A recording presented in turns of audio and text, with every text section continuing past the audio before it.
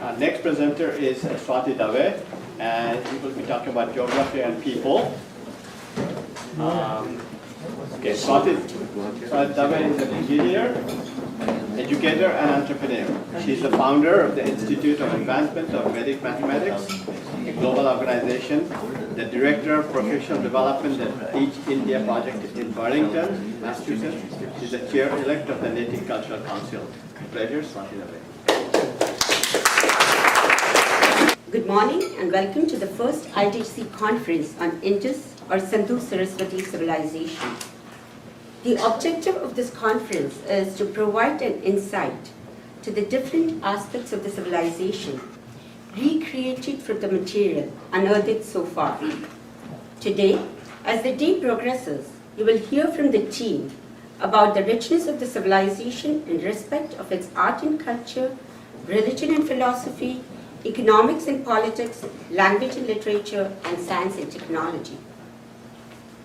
Before we dive into all these aspects, we will take a small walk in time to traverse through this land, to familiarize ourselves with the Indus topography, climate, and the ingenuity of the people which played a vital role in the settlements, growth, and the prosperity of the civilization. I would like to start the journey by showing you the ancient civilizations that existed from roughly 7,500 BC to 1000 BC across the world. Yes, the dates may be varying to what Richard just talked about, but just bear with me when I'm talking about the dates, because as we've heard from him, there have been different dates from different sources. As you see, these were the four civilizations, and these existed in four different geolocales. However, a common thread that connected to all of them was rivers. Egyptian civilization grew on the banks of River Nile, Mesopotamia on the banks of Tigris and Euphrates, ancient China on Yellow River or Yuan-Yi, and Indus Valley was blessed because it had two rivers, Indus and Saraswati or Ghaggar-Hakra. In the course of my presentation, we will see how these two rivers were practically the lifeline for the people. Maybe not directly, as Richard just mentioned, maybe not directly for the irrigation, but in what other respects did Indus help the people? Let us now enter the land where the civilization existed. The civilization evolved in the northwest part of the Indian subcontinent. In its most mature phase, it extended from Gujarat in south to Rajasthan, extended to Punjab and Haryana, and also to Balochistan in the west. As Richard told us, it also showed signs in Satagan Dor in the Iranian border and Shortagai in North Afghanistan. And it grew to cover almost 500,000 square miles of the area. Let's now look at the topography of this area. To the north are the massive mountain ranges like Hindu Kush, Karakoram, and the Himalayas. To the west are the two major mountain regions, Hirhar and Suleiman. To the east lies the Thar Desert and the Aravalli Ranges, and to the south is the Arabian Sea. This unique topography definitely played a major role in the development of the civilization. From the mountains in the north and west, and the deserts in the east, Harappans drew abundance of minerals and raw materials. And the port location near the south helped the trade to flourish, which my friend Sanjeev is going to talk about. And as we see, there were the two major lifelines of the civilization were the two river systems, Indus and its tributaries, and Ghaggar-Hakra or Saraswati. Besides the rivers, I thought there were another two important factors which played role in the growth of the civilization. The first was the microregion of this area. If you look at this entered area can be further subdivided into 6 microregions. each one with its own distinct landscape and climate. Each region had its own natural resources, and the people exploited them very well to help them flourish. Most common feature of all the region was fertile alluvial soil and rich pastures, which gave rise to a thriving agro-pastoral economy. The main domestic animals across were cattle, sheep, and goats, and the fish was an important source of food. We'll now look into each in terms of its precipitation, soil, main crops, animals, vegetation, and minerals. What I will do here is to point to the contribution of this each region to the civilization than going and reading about everything. This Indo-Gangetic plain, as you see here, is, let me take the laser. Indo-Gangetic plain is between the river Indus and river Ganges. It is an area of heavy rainfall, and in turns, there was thick forest in land between these rivers, which helped the growth of trees and which provided timber. Also, in this area, we could find the production of jute. There was a discovery of jute, which was found in a ceramic artifact, which was dated securely to 2200 to 1900 BC. And this is the earliest evidence of the use of this plant for textiles in Indus civilization. Now we move to Cholestan. Cholestan is this area which is between and which is bordered by the desert area.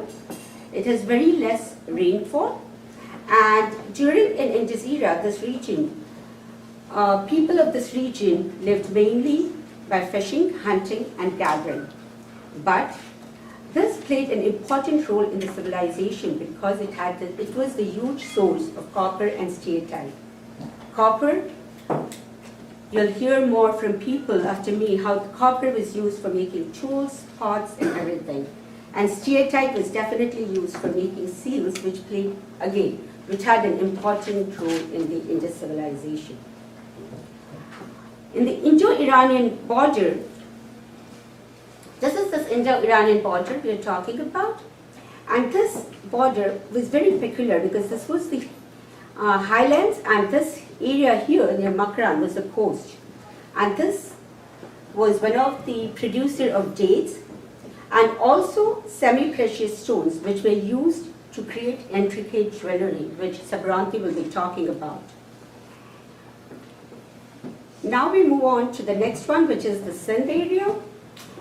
And this area, Richard did explain to us more about this area, that this area was less rainfall, but this desert overlaid by alluvial deposits did create a rich fertile soil.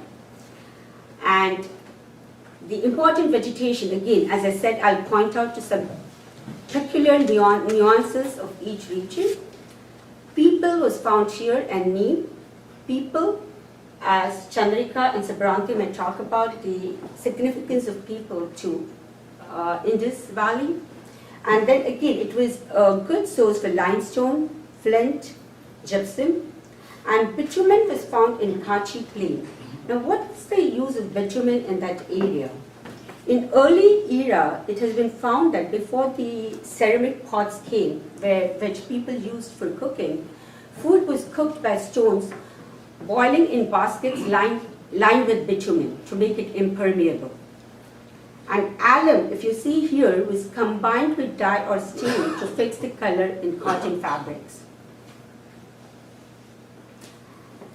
Now we move on to Punjab, which is the most fertile alluvial, has most fertile alluvial soil. Sesame was one of the crops that was grown here, and sarson ke khet from Punjab is still, like, when you talk about Punjab, you still can figure the sarson ke khet. And again, the foothills of Himalayas had thick forests, which provided timber. And the animals found there was, one of the animals found there was elephant, and you would see later that elephants, some of the objects were definitely created by ivory. And again, on the foothills of near Kashmir, they found various gems which were again used to create intricate jewelry. Now, if we move on to Gujarat,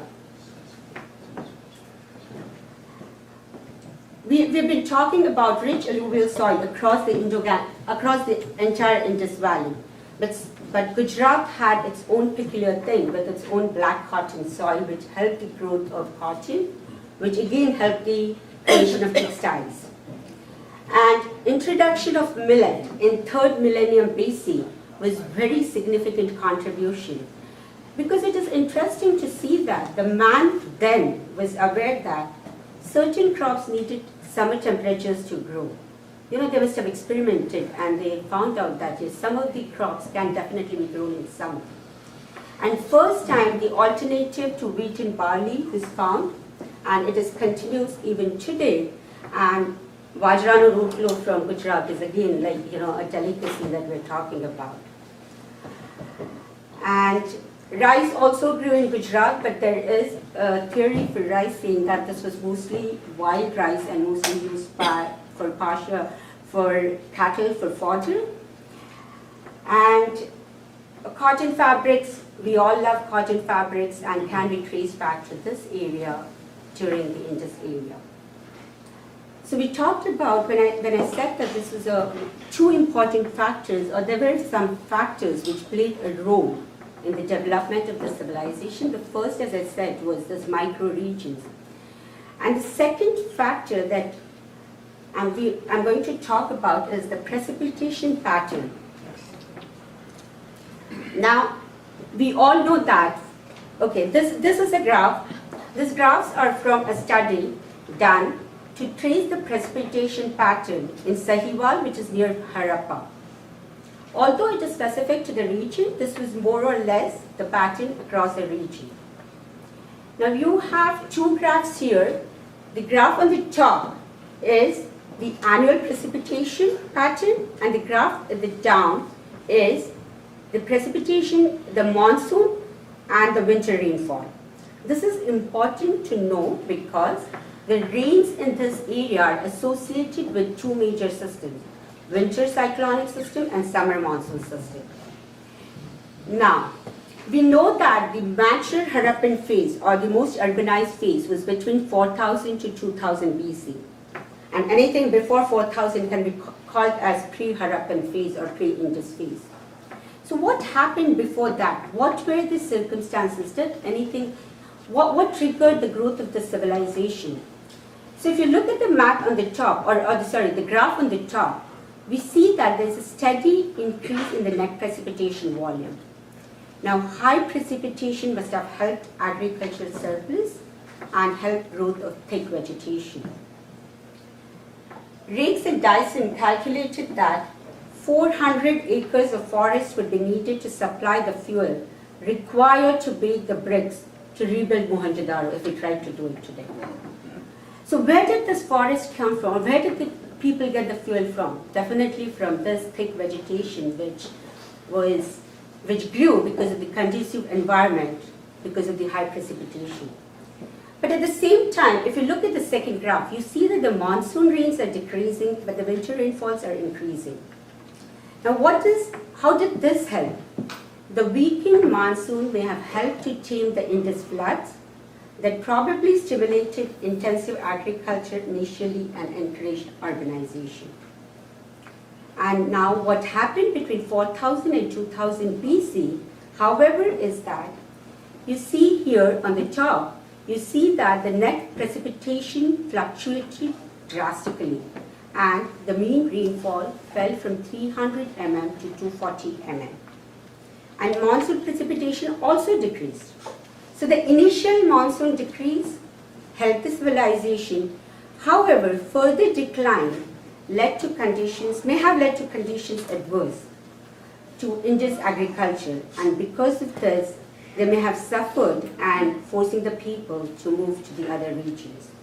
However, we do find settlements after 2000 BC, and this was mainly because of the multi-cropping pattern that Indus had, the people had mastered. And this was maybe shows the response of man to changing environmental conditions. And if we move, and the third and the most important factors are the Indus and Saraswati, or what we call as the twin river system.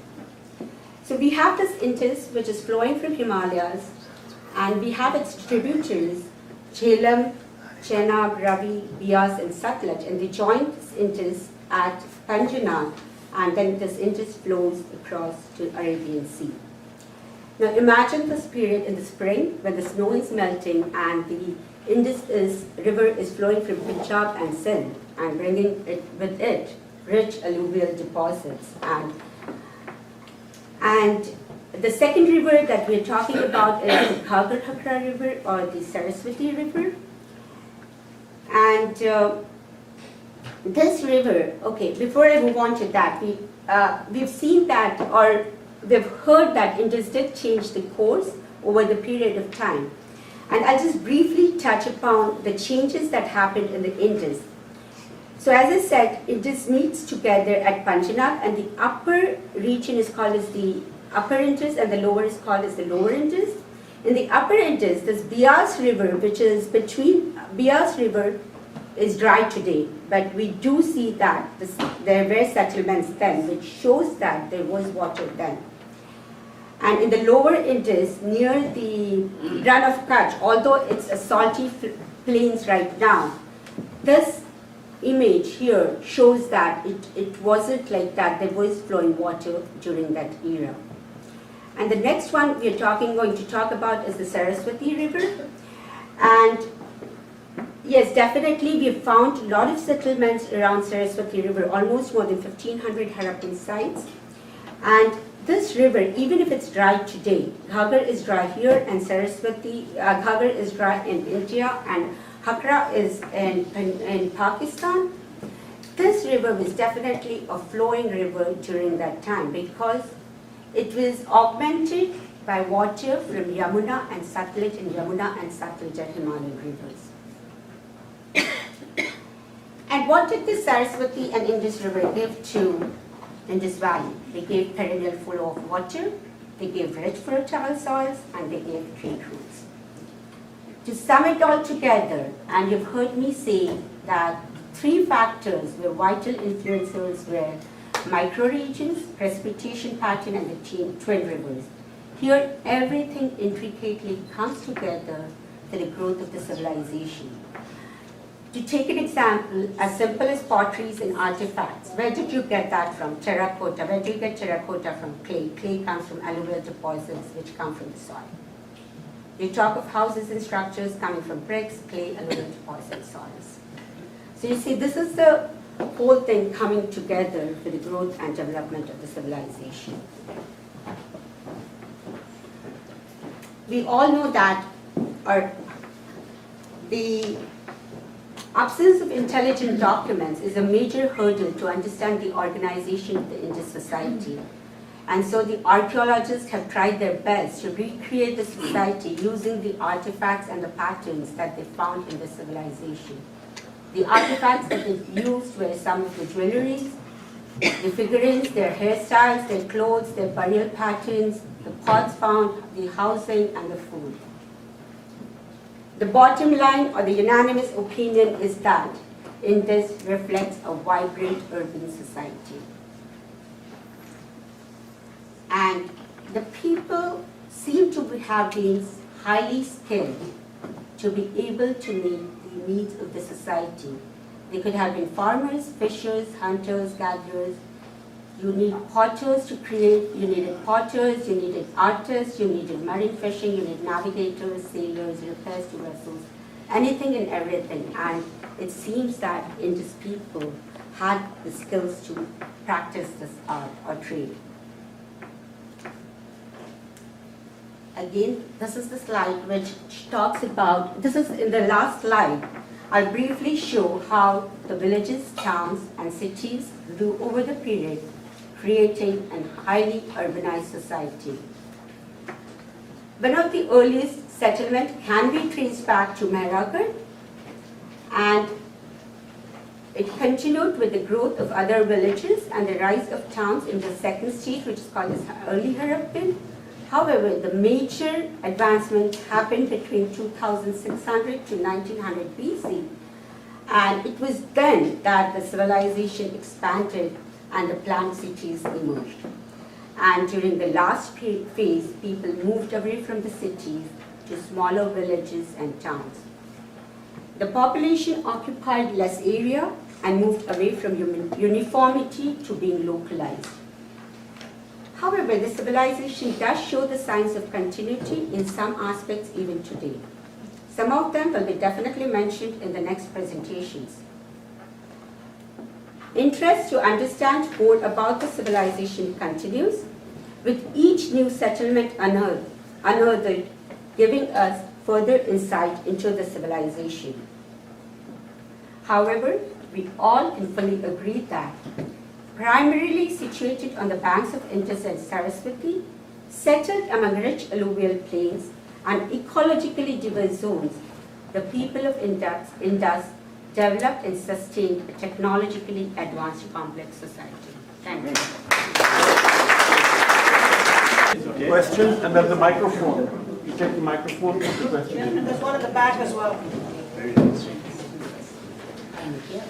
So, can you give a scale of the number of people, early, middle, late, and Yes, I did have a slide for that. Let me just give me a second, or maybe if you're patient, I can show it in the later question answer. I do have a slide for that.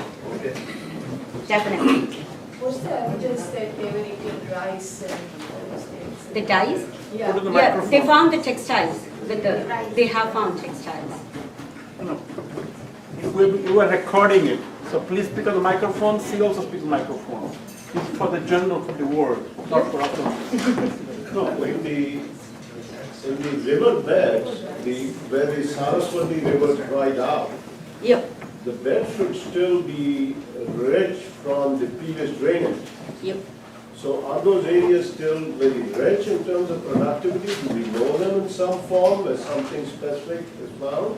Because we don't see that when we look at it, I mean, as a generalist.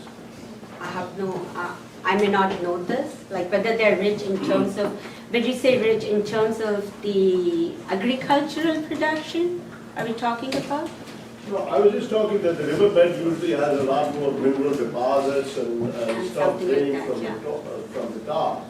So those things may get excavated but don't usually disappear.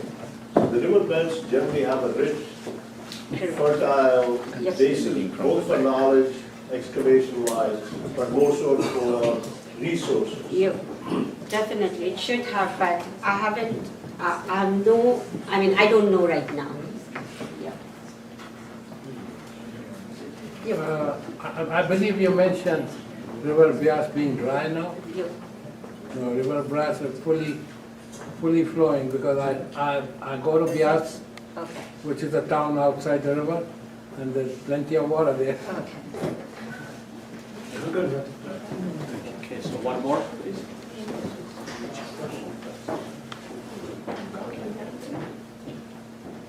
I think you didn't understand my first question. Sorry. I wanted to know what's the evidence that they were eating rice?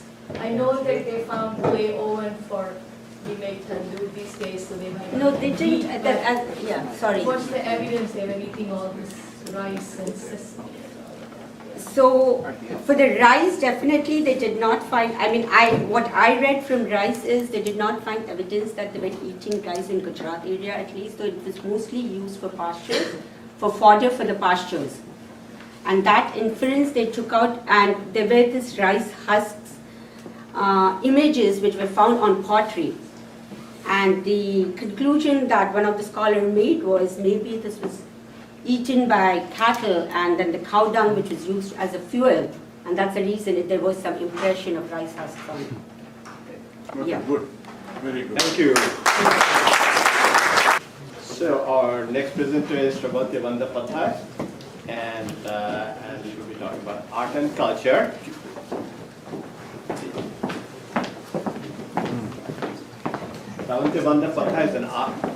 Shravanti Bandapathay is an artist and an engineer. She was trained in Odissi dance from an early age and maintains her art of performance and teaching. A mother of two small children, she's a software engineer by profession and works in healthcare management. Savati.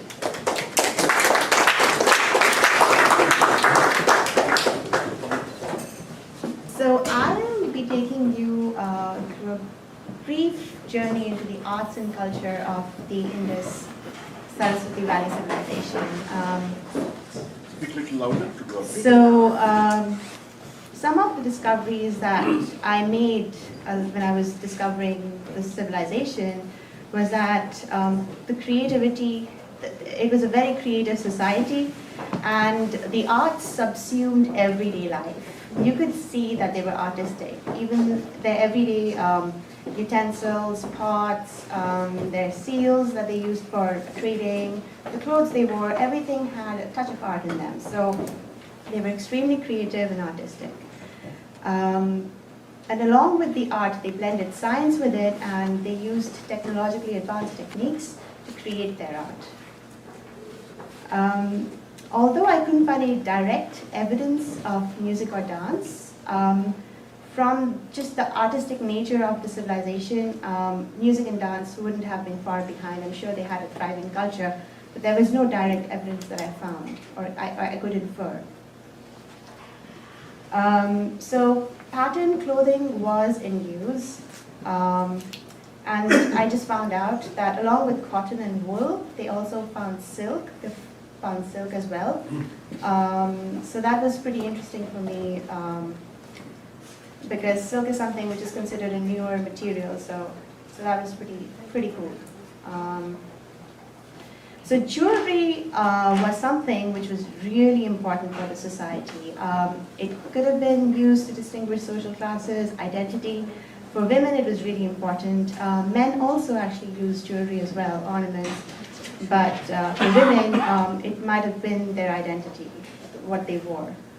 So, and also hairstyles, different genders, like the men also actually had pretty, I guess for this day and age, pretty intricate hairstyles, but not as varied as women. Women had really exotic hairstyles for our age, but it was more varied for women, but not so much for men.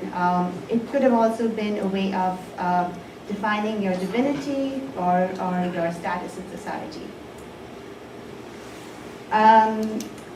It appeared to be a fairly peaceful society. There's not too much evidence of a lot of warfare or anything of that sort. So marriage could be a way from, if you see the burial findings later on, marriage would have been a way of keeping the peace in the region and also helped with maintaining good trade relations. And then finally, the women, children, and nature were one of the major artistic themes that could be found throughout the culture and civilization. So to infer many of the things, I first looked at the sculptures, the pottery, and the various figurines. And then the toys, jewelry was also very important. The seals were a way of getting a glimpse into their almost literature-like, because there is no, like, we haven't deciphered the script yet. So the seals were very pictographic, and you could kind of try to understand what the mythologies or the stories that were prevalent in that time. And then I looked at the burial artifacts to determine what their practices were. So sculpture, I mean, almost everybody a little bit familiar with.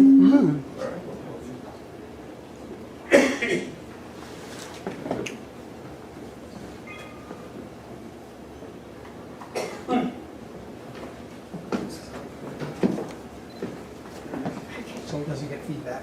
All right. So anybody a little bit familiar with the Harappan civilization or the Indus Valley civilization would have seen this famous dancing girl. Although it was inferred by the Britishers when they discovered it that she was probably dancing, it could just be a pose. I mean, there is no, I mean, I can't really say that, oh, this must be, they must be having a dancing civilization just because of this one sculpture. But what was really unique and interesting that I found out was that these were bronze sculptures, and it's really well preserved. And it's also found in the little earlier part of this civilization.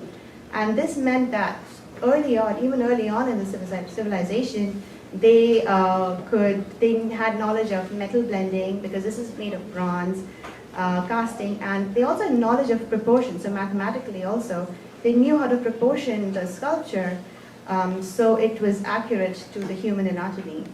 So that is one. The other one is not, like the standing girl, is not as well preserved.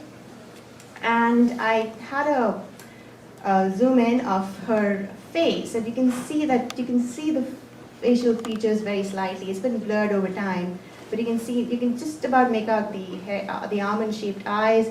And in both cases, you can see that there was some elaborate hairstyle at the back.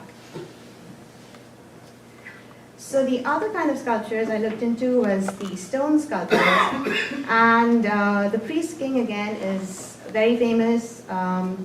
You can see it's pretty unique in terms of like male sculptures that have been found. He has a beard, which you don't really see that much elsewhere. You have almost like an amulet type of at the arm, and then over on the head as well. You can see that there's almost like an amulet on the head as well. And then you can see that this is one of the few pieces where you can see patterned clothing.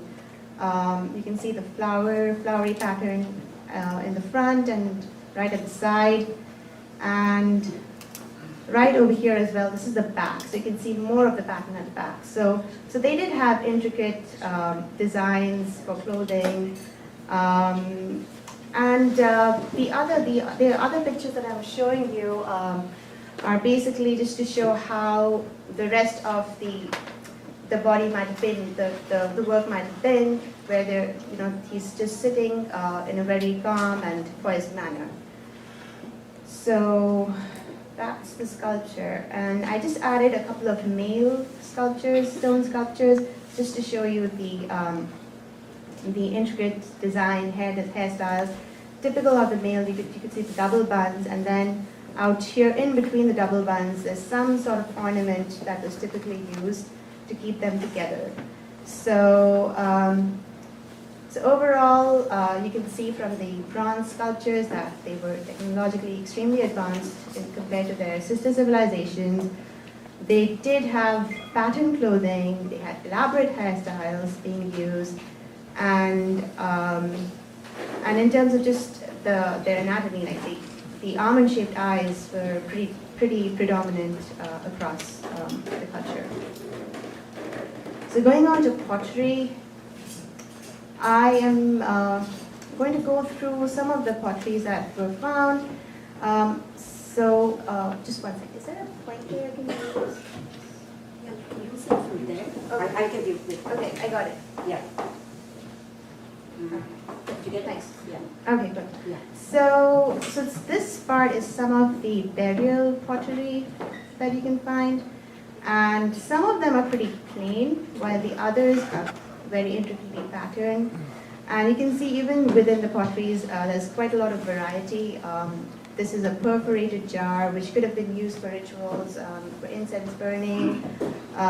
You can see different types of shapes. You can see how it's like really narrow at the bottom, and then, and at the top, but it's kind of, so they were used for various purposes, like cooking, for storing grains, for laying out the table for crockery, and but may also have been used for ritualistic purposes. And some of them, like this is actually burial pottery out here, so they were actually buried along with the people. So, and they also did have intricate designs in some of them. So this is the polychrome, the pottery that was found in Niger. So it's really, really beautiful, and you can see the various motifs and themes. Like this is the fish, and that's the two eagles fighting, I think maybe, or not quite sure, but it's trying to tell a story. So that's there, and then people leaf motif, which was also again quite the people leaf, as you'll find out from the next presentation on religion by Chandrika, that it was very important that that tree, it's been used in various seals as well to illustrate philosophies and to illustrate the importance of maybe just the environment. So that's there, and then just a little bit more on the various patterns that were found in the pottery, which have faded over time.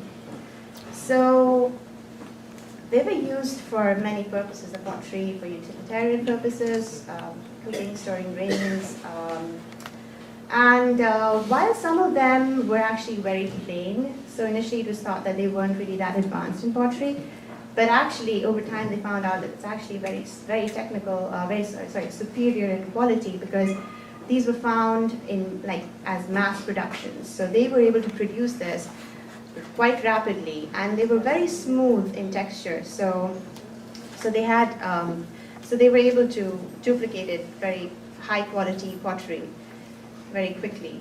And again, they could have been used for ritualistic purposes. And again, the motifs that were found could have been used for festivals, to decorate the house, and just for religious purposes too. So going on to the figurines, which were one of the most fascinating ones. I would just stare at them for hours, just kind of, especially for meeting a mom. It was pretty fascinating to see how you could find so many figurines with a mother and a baby. And most of the time you could see very elaborate hairstyles out here, and you can see how there's tiered necklaces out here. So most of the figurines, which you'll find that jewelry plays a really important role, especially for women. And even the hairstyles were very varied and quite unique. I mean, this is fairly unique. It reminds me of Star Wars, actually. But, and then, so you could find a huge number of these figurines with a maternal theme. And they were actually found not in every location, but in a few of them, like Harappa, Mohenjo-daro, Banavadi, and Nirgarh. So not every place had a concentration of so many, maternal-themed or women-centric figurines. But what was interesting was the fact that they were actually found a little outside of the main sites. They weren't found in the main sites, and they were found in broken and discarded conditions. So they might not have been considered quite important. Maybe they were just plain toys, or they were used for ritualistic purposes, fertility purposes, not entirely certain. So there's a lot of speculation on that. And of course you can see that they had a lot of headdresses and jewelry. Clothing, it wasn't really considered that important, but you can see over here, these two ladies have short skirts and a belt across. But you can see again, the jewelry is so tiered, and you can see the elaborate hairstyles.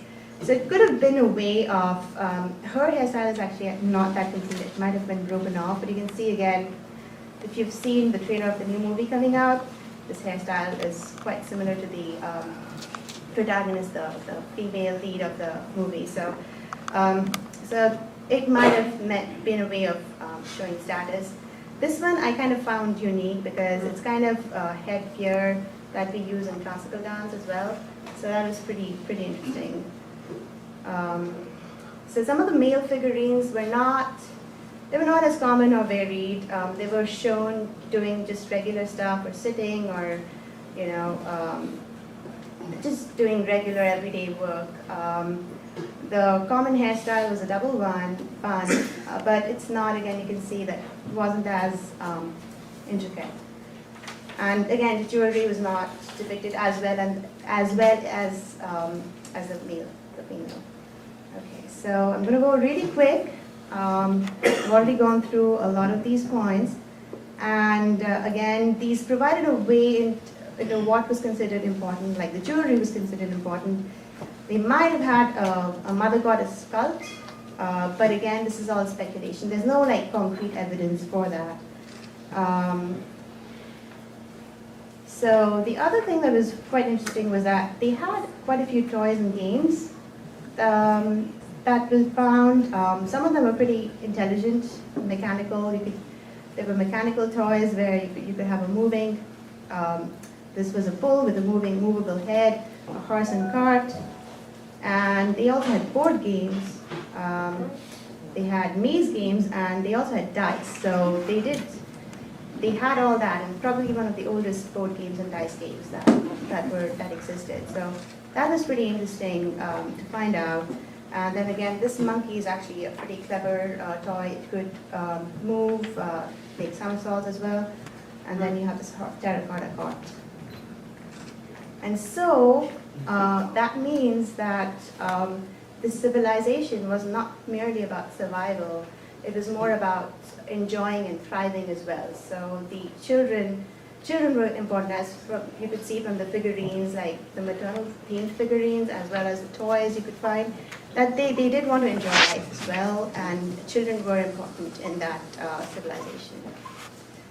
So going into jewelry, you can see that a lot of various types of stones and elements were used, gold, garnet, agate, jasper, like just this one bangle used so many different types of stones and gold.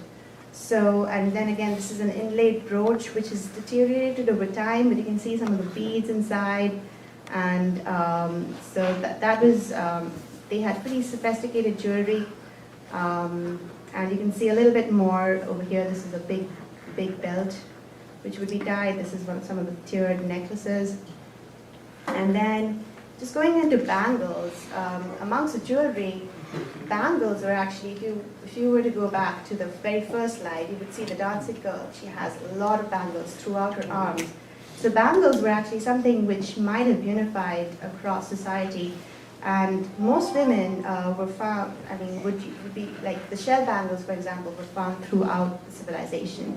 And shell objects as well, you can see that the needles, etc., were used with intricate, you can see the intricate design patterns that were created.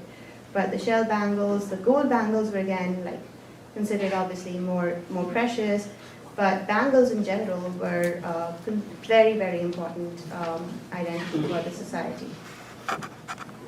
And then the beads were again something which was pretty unique. You can see the spot of beads that was found, and this bead making process out here. I'm not going to go through the whole thing, but you can see it's a pretty intricate and very scientific way of creating it. It's very difficult even today in this present day and age. It's hard to reproduce the really fine beads that were made back then. So it indicates a high technical and highly skillful artisans that were there. And again, I've gone through most of these points. I'm just going to go over to the seals. And so you can see one of the reason I studied the seals was it was a gateway into their literature, because there's no way for me to understand the script. So this one is very fascinating. It appears that it's some kind of ritual going on, maybe a sacrifice. It could even, like for me, like because I'm romantic, but I think it could have been a marriage as well, but I'm not sure. But it's got the 7 ladies or male figurines out here. It's kind of hard to determine, but it's a very interesting scene. So I think if we figured out what the script was, it would be even more interesting to find out. And you can see that one of the major themes was the relationship of man with nature. So you can see this figure out here sitting in an almost yogic position, and then you can see that this particular figure, the gender is difficult to determine, is fighting with a bull, and then you can see the alligator on top. So that was pretty interesting. Again, over here, it's trying to show a story where you can see that this is a centaur, almost a centaur-like being, and you can see 2, I guess, men fighting over. So they're pretty interesting, but it would be more interesting if you could figure out what the meanings of their stories were. And this was pretty interesting for me because this was found in Mohenjo-Daro, 2500 BC, and you can see the yogic position, you can see the horn headdress, and you can see the animals surrounding the person. And it seems as if he's in union with the surrounding. And you can see that 200 BC and 300 AD, same kind of seal was found in Denmark, which is pretty cool. And you can see again, like he has a horn headdress. It's a little different. He's again seated in a yogic calm position, and he's got animals surrounding him. But I thought that was pretty interesting, just culturally. And then you can see there's animal motifs in the seal. So they were fascinated with the nature around them. So symbolically, that's how seals were a way of symbolically representing what was important for their society. Just the materials were terracotta, metal, steatite.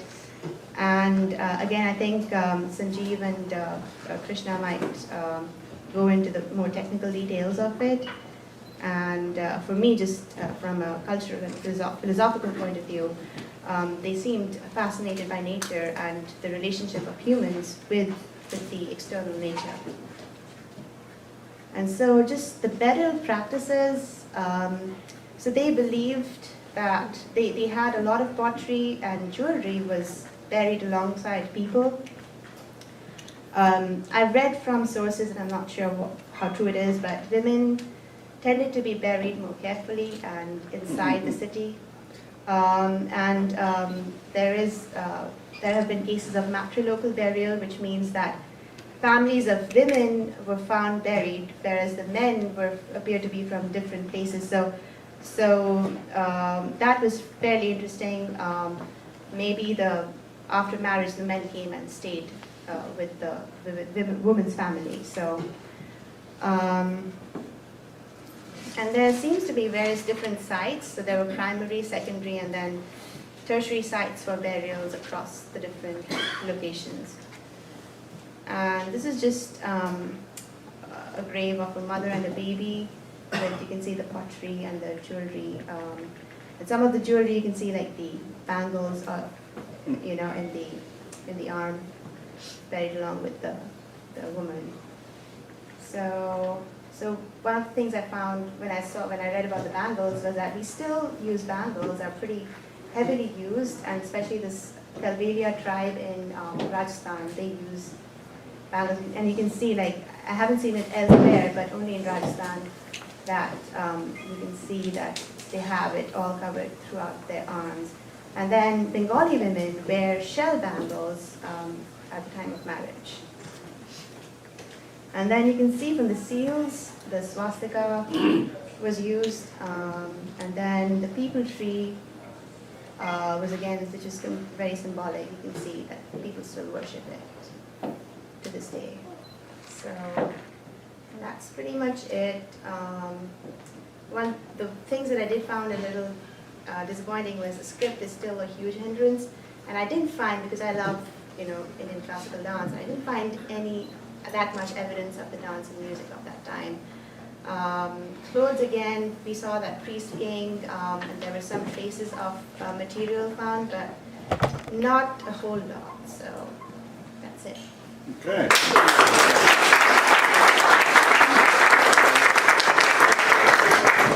Okay, we have 5 minutes for a question and answer. And there's a microphone at the back. If you have a question, please go down to the microphone, and Savanthi will be here. Wonderful. Okay. This is more of an observation than a question. I'm Muni Mehrotra. Made a couple of observations looking at the figurines. One was that one of the figurines was very reminiscent of Greek goddess Artemis, which is the goddess of fertility. And the second observation was that the skulls of the figurines, some of them were brachycephalic skulls, which are an attribute of non-Aryan origin, or non-Aryan people. So I don't know how it fits into the whole. My name is Stephen Ben, so I'm from Rhode Island, so I'm probably one of the longer travelers for the rest of the audience. I will be coming back to you repeatedly, so I won't say my name each time. I am very impressed with the activity so far, so I just want to say that I thank the organizers for putting this event together, and that goes from all of the audience. In regards to a specific question, is there any representation, from my looking at all the seals, I have yet to find any figment where I could draw that this was a musical instrument, some kind of a stringed instrument, some kind of a wing, and you know, it's very unusual for people when they portray things in their drawings not to display things which give you great pleasure. And if music and culture is really pleasure, then not to depict pleasure in art would be a very unusual thing. So I wasn't sure if you found something in regards to musical instrumentation. Right, which is, I tried very hard. I couldn't find in any of the books I read or online even. So it was a little disappointing for me because I was really hoping to find something. I don't know, it's Dr. Meadow. Well, quickly, there is 2 or 3. My name? Yeah, Professor Weaver. There are 2 or 3 terracotta tablets which actually have drums in them. Oh, that's great. Okay, that's pretty much it. That is pretty much it. My name is Ramesh Iyer, and some of you may know that I recently published a book called The Last Caravan, in which I make use of a lot of this information that you've shown me. The question I have is about silk. Was the silk manufactured locally, or was it from China? That's number one. And there's also silk found in... So we'll come to that. We'll come to that once we get to the question. Okay, move on. Oh, okay, so, and the second question has to do with the dating of seals. I mean, is there any way to date seals, or are we guessing at the dates of seals? He did that before. I think that's what take on that.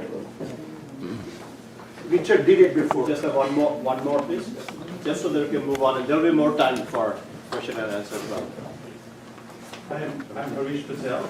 The question I have is there any jewelry containing silver? I did not see anything. Silver, I did not read. I don't recall reading anything about silver, which is pretty unusual. But you're right. Yes, there was some use of silver. Not a group. Depends. Some places there was one hoard which has a lot of silver in it. Otherwise, it's fairly scattered. Thank you, Samantha.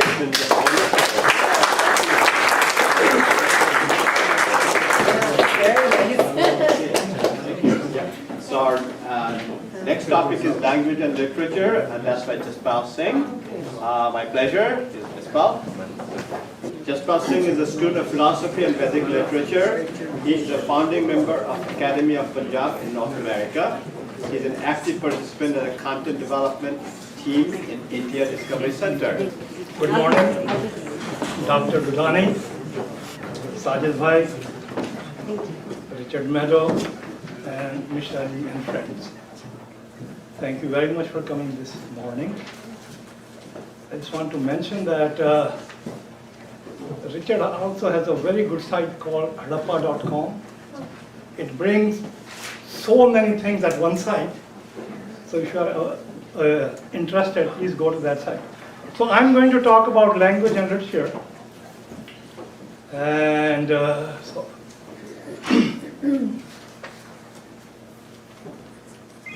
I've been a student of language. And earlier I was talking to Richard that I was reminded of a conversation that my professor, Twine, and Richard we had years ago.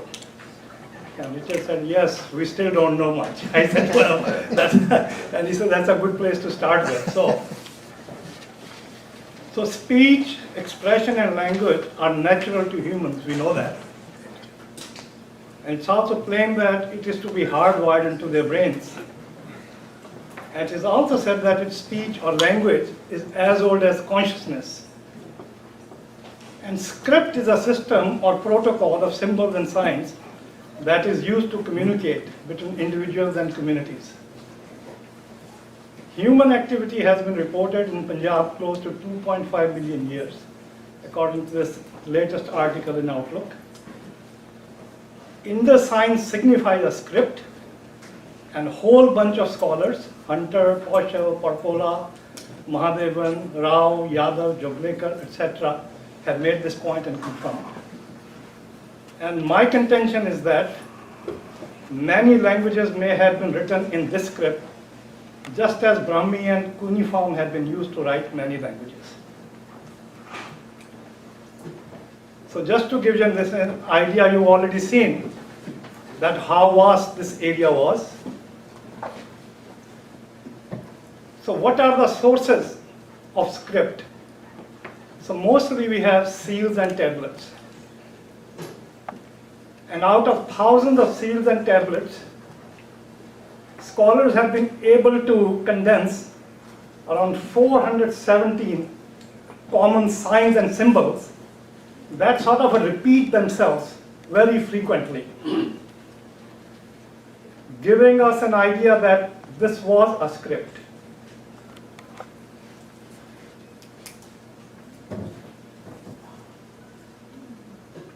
So how do you decipher a script? So there are basically two methods. One is called comparative method, and other is called internal analysis or reconstruction. And so far there have been more than 100 claims of decipherment of the Indus script. So comparative method. This method compares scripts of similar nature with each other to decipher a particular script based on similar phonetic valuation. Known scripts and languages are compared with unknown. So then you go from known to unknown. This is also a common problem in philosophy, you go from known to unknown. Then the internal analysis and reconstruction is, this method analyzes the internal patterns of frequency of signs and then uses the possible phonetic valuations in languages found in the region. Computer analysis of Indus script has shown intermediate entropy characteristic of language. This has been work of Rajesh Rao and others. Rebus and acrology have been used to decipher a script. Rebus is an object or a thing that stands for a sound. Acrology is a thing or object whose first sound is used as the first letter. For instance, fish symbol in Tamil is mean, so it is taken to be ma or ma. So these are the following decipherment claims. One, that it is an Indo-Aryan or Sanskrit language. Two, it is Dravidian or Proto-Dravidian language. Three, it is not a language but seals depict signs and symbols. Four, it's a script from many languages spoken in the area at the time. So one of the earliest claims was by Hunter, that he compared Indus signs with Brahmi and said it was Sanskrit. So others have also done that, similar, compared with various scripts. So these are, based on these comparisons, they say that this is Sanskrit. Then there are Dravidian or Proto-Dravidian claims. This claim is based on analyzing the writing on the seals as rebus or pictograms, each sign standing for the first letter of a Tamil word. Norzo, Parpola, and Mahadevan, amongst others, make this claim. So for example, Mahadevan compares Egyptian and Indus script and concludes that it is Tamil or Dravidian.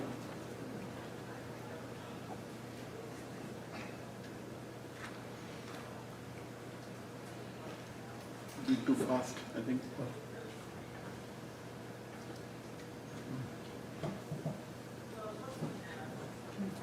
So then there is another claim that Its a semblance of a script is with Tamil and Kannada.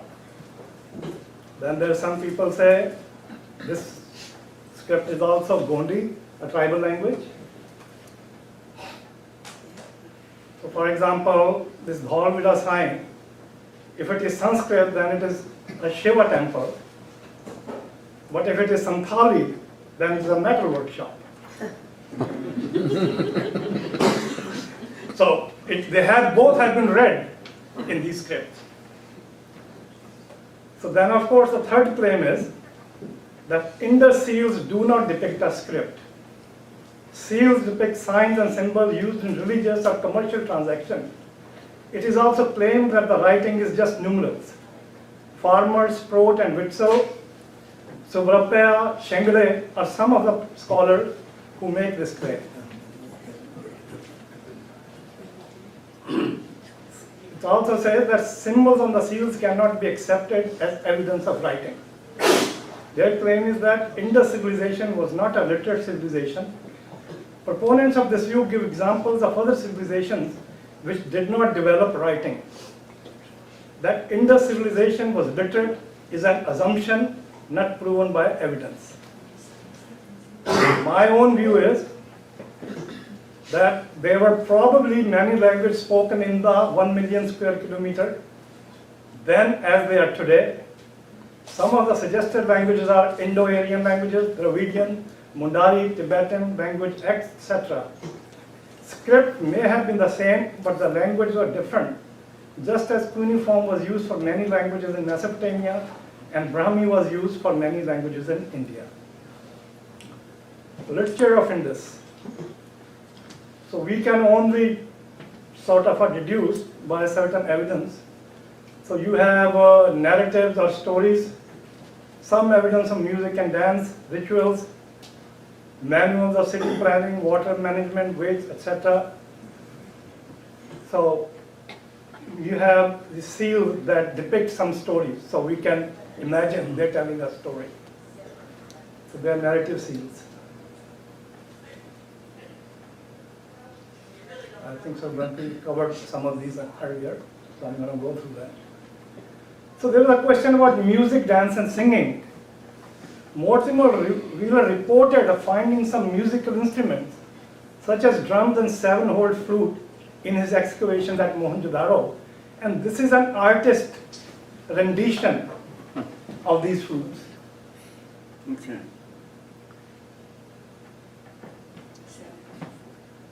That they probably were earliest flutes were made of leather.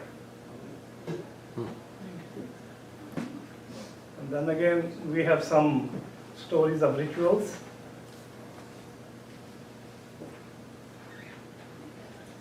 Then we can deduce from developed city planning, trade, water management, and standardization of weights and measurements that such literature must have come into being. Bills of sales for transactions must have also arisen. One of the things that I noticed from Richard's work is that in some of the places they have lots of seals sort of dumped in garbage. So it is suggested that these seals were probably used only once. So they may have been used just for specific transactions. So we do not know. So further directions for research. What was the relationship between Indus and Vedic literature? So for me as a student of literature is important. One of my close friends, Bhavan Singh, actually has written a book called Vedic Hadappans. So we've been discussing for 3 decades now about this problem. Then Professor Witzel and others have pointed out that Rig Veda has substratum of what is called Paramunda in other languages. So what is their relationship? Kipper and others, they have. So that needs to be explored. Was Indus Valley civilization Vedic as claimed by several scholars? What is the relationship between Indus languages, tribal languages, and other languages spoken today in the Indian subcontinent? Thank you very much.